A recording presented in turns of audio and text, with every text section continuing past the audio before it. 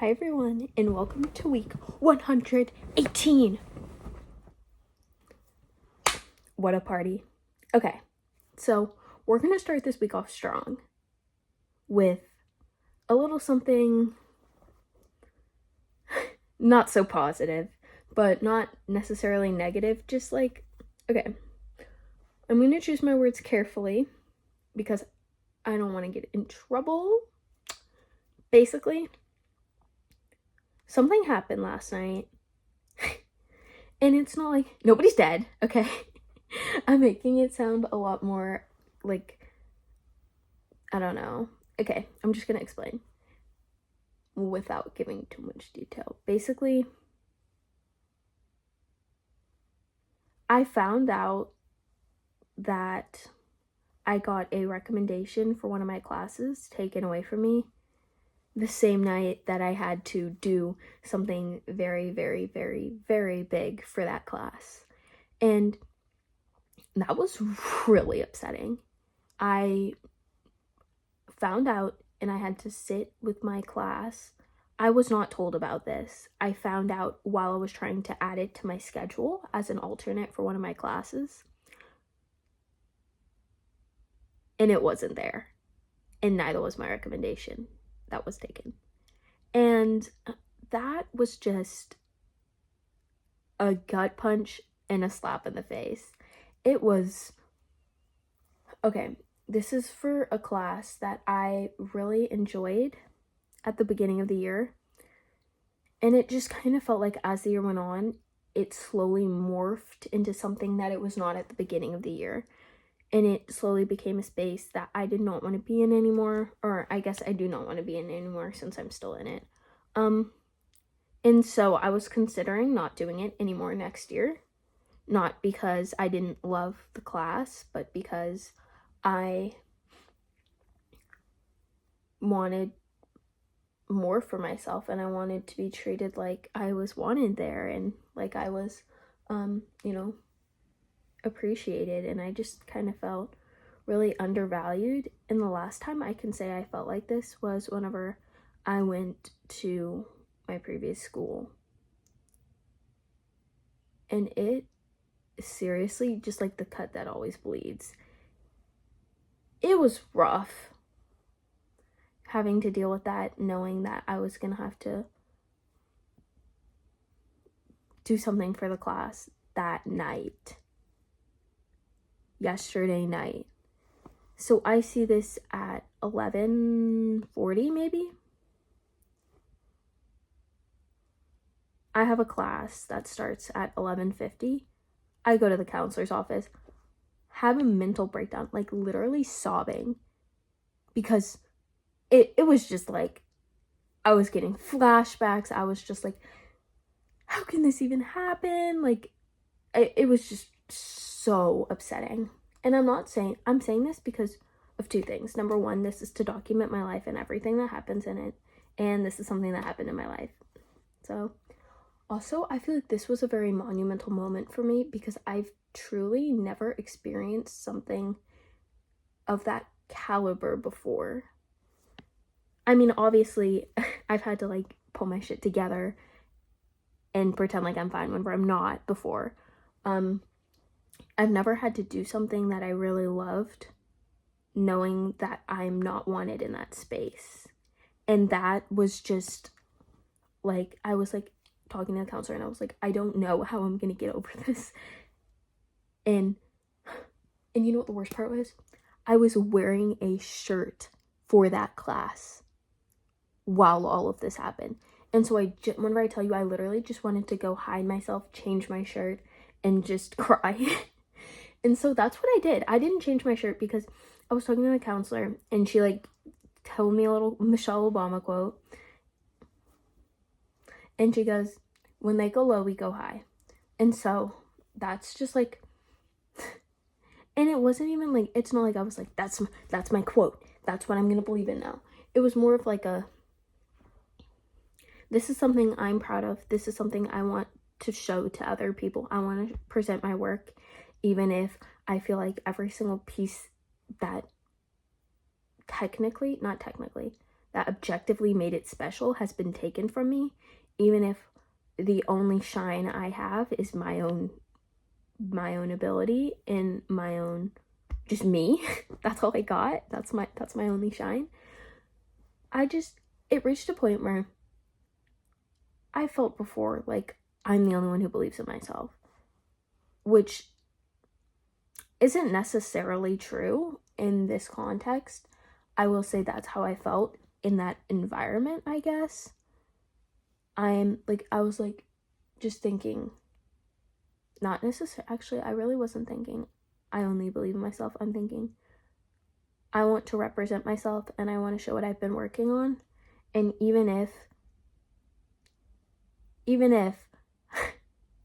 I just found this out, I'm going to go and I'm going to do the best I can do. And I'm going to show what I'm capable of. And even if I'm clearly not wanted, I can still be the best I can be. And I can shine just as bright even whenever I'm really just sad, honestly. And not something I know I'm capable of, because if you were here last year, 2025, not an easy year. Especially spring 2025. Literally 2 weeks from now last year, my whole life just... And that's not something that you can just be like, wait, put my life on pause. Like, I need to deal with this. Like, no, I had to take the hits and keep going. I didn't have time to be like, oh, I'm so sad. Oh, nothing's ever going to be fixed. No, I had to say, okay, you know what? Maybe tomorrow's not going to be any better than yesterday. Yesterday was definitely worse than the day before yesterday was definitely worse than yesterday. So maybe things are getting better. Maybe they never will. We're going to keep going. And that moment, I truly feel not my frontal lobe developed, but that's when I became who I am now. I cannot describe to you how it feels to, like, the euphoria that you feel whenever you're just like, whatever. We're just going to keep going. And also, I've said this before and I'll say it again. It's the feeling of just being like, everything sucks. I can prove everything sucks, but I'm going to choose not to turn bitter, not to let this control my life, and not to let this control my mindset. I'm choosing to be the freaking, the flower that grows in between the slabs of concrete. I'm choosing to be the flower that blooms through the concrete. I'm going to do everything I can do and more. And I'm not going to do it out of spite of other people or out of spite of what's been done to me. I'm going to do it out of love for what I want for my future, and out of love for all the amazing things that I've had and all the development that I've made while I've gone through this treacherous journey. And so having that mindset last year, just really, I was kind of like, I will admit, it's not something that's pleasant to do whenever you first do it. The pleasantness comes after you're kind of like, all right, well, this is what we're doing. Having to go back to that mindset for a second was just not really exactly ideal. I wasn't feeling the energy clearly. It's also something I know how to do, and that's what I did. I appreciated what I had, and I did the best I could have done with what I was given. And honestly, all I want now for myself is justice for the way I was treated. I was treated horribly. And I say that, and I know, like, horribly, please define it. There's like, where's your proof, babe? It just sounds to me like you're spouting crap out. Without context, you won't understand how awful it was. I mean, I told you my rec got dropped, which, like, yeah, like, okay, like, your rec got dropped. So what?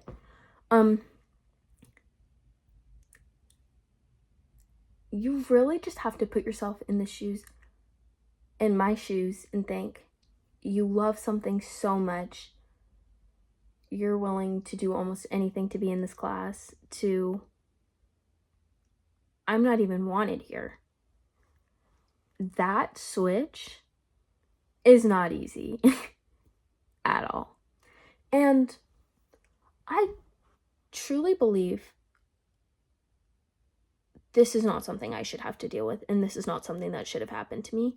And part of the reason why I was so upset yesterday is because I didn't deserve that. And that's not something that should happen to me. That's not something I should have to deal with or have to worry about on top of all the other things I have to do. And that's really what upset me, because I was like,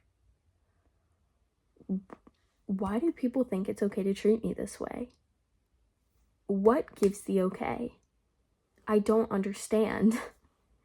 And I wouldn't say that every single person I meet treats me awfully. I will say I've had enough experiences for a lifetime. It's been, and not to say like, oh, my life is so hard. I will say I've had quite a good amount. Quite a good amount.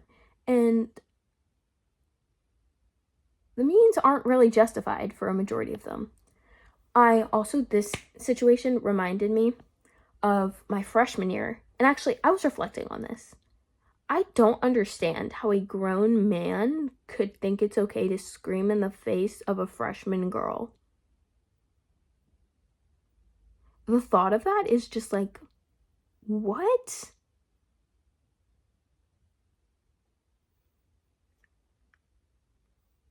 Like,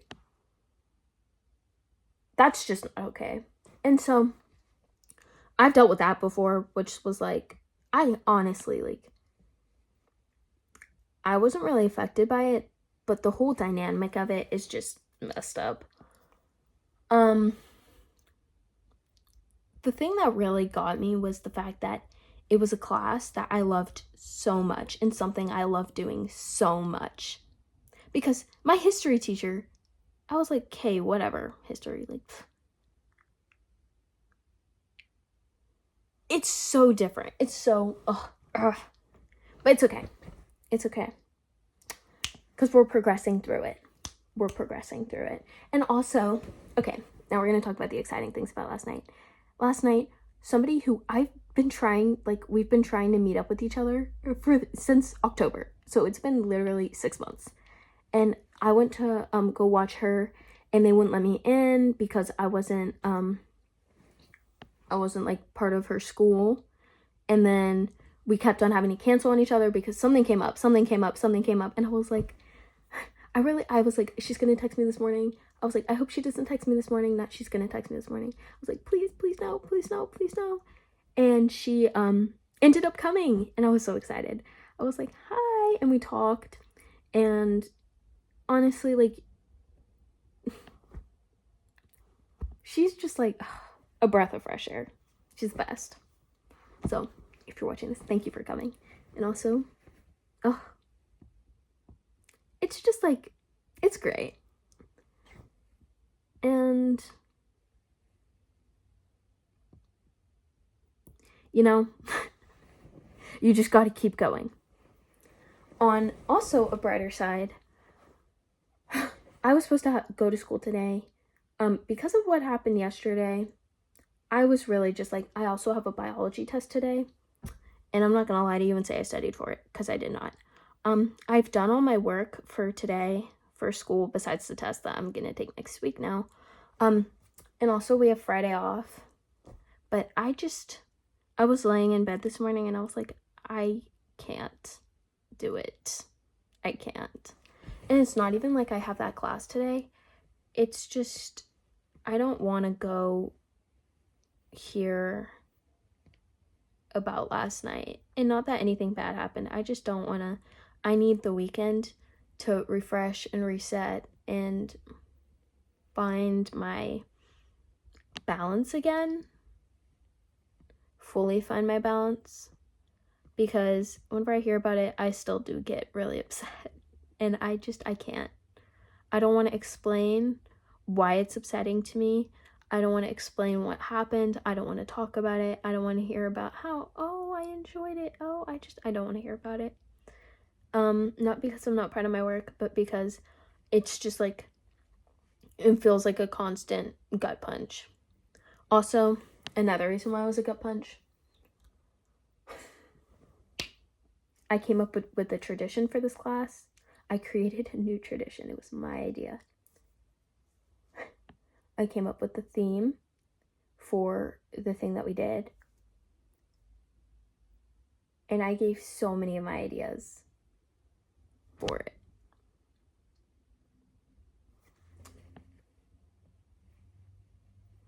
At least I know I'm doing something right. So, and I'll get to do it in my future. I don't doubt that. It's just, this is really something that I feel like it was exactly what I wanted. And then it's not now. And I just feel like I'm back at my old school. Not that dance at my old school was bad. I just like, that feels like something straight out of my past. Ah, great. It's fine. It's fine. Moving on. For real this time. I was thinking about walking to go get food, since obviously I'm not at school, so I need food. Not that there's not food in my house, but we don't have any breakfast food. I have like buffalo pizza in my fridge, but I don't want to eat that for breakfast. Cold pizza is the best though. I'm also getting really hot.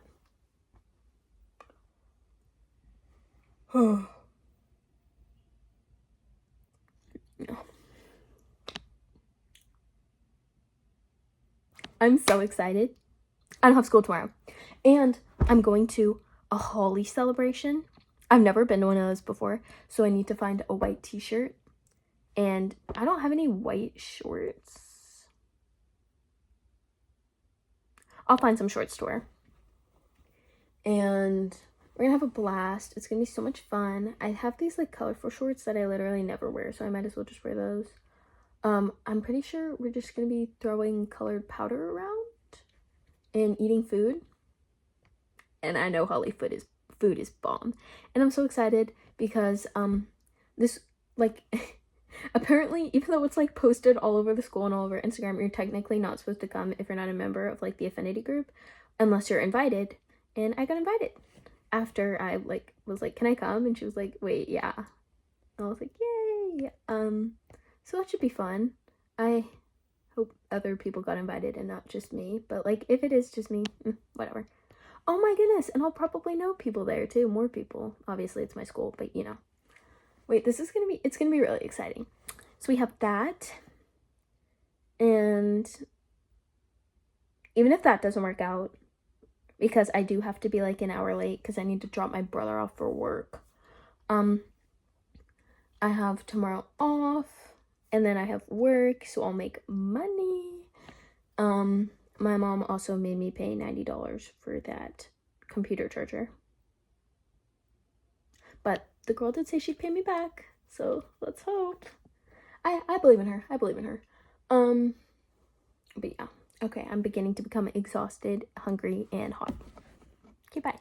I was originally going to make a video, like, reading the poem or the analysis that I did between a song and a poem way back in the day in sophomore year. It was actually 10 days, like, in 10 days, it will be a year ago. And I just want to say, one of my favorite things about the song Orange Juice, I love the song Orange Juice by Noah Kahan. You should listen to it. It's like, I wrote about how it shows connection through grief and also lack thereof. For example, in the song, it clearly like pulled one of the friends away from all the other ones because from the way I saw it, or like how I perceived it was, let me sit up. How I perceived it, let me get one sec, was that one of the friends was drunk and was driving and they crashed and one of them died. And then I'm gonna go out on a limb and guess the friend that was driving was the one that became, oh wait, no, never mind, because that connects to a later point. So whoever was driving, wait, this has nothing to do with the driver. Rewind, reset. Okay. I don't know how many friends were in the car, but one of them died. And then one of them was so freaked out by that they ran away, got sober, and whenever they come back, it's like the conversation of like the song, or not the conversation, it's what the song is. But there's a line in it, and it says, "You didn't put those bones in the ground. You didn't put those bones in the ground." And whenever I first read it, I was like, huh, I feel like the delivery is meant to be different there. I think that is one of the best song deliveries ever. It's in very, very close competition with That's a Real Fucking Legacy to Leave by Taylor Swift and Maroon, because that's a real fucking legacy, comma, to leave, and that's a real legacy to leave.